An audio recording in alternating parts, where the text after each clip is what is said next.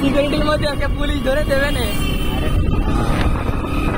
ভাই, পুলিশের মামলা কালে কিন্তু আজকে দেখা লাগবেন না। তাহলে ভিতর দিয়ে যাবে,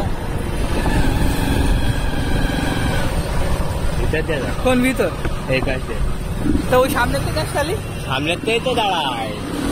কেন মোমিন গাছের সামনে দিয়ে? হ্যাঁ, মোমিন গাছের সামনে দিয়ে তো দাঁড়ায়।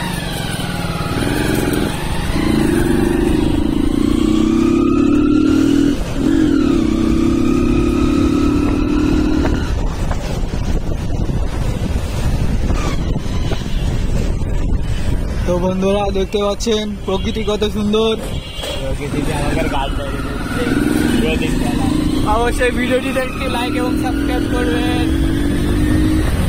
জানি কিছু শোনা যাচ্ছে না, কিন্তু তাও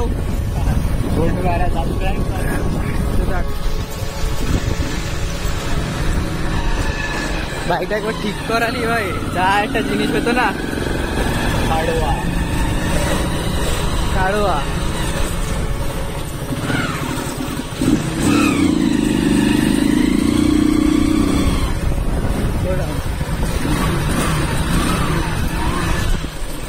Dua, anak sudah 12.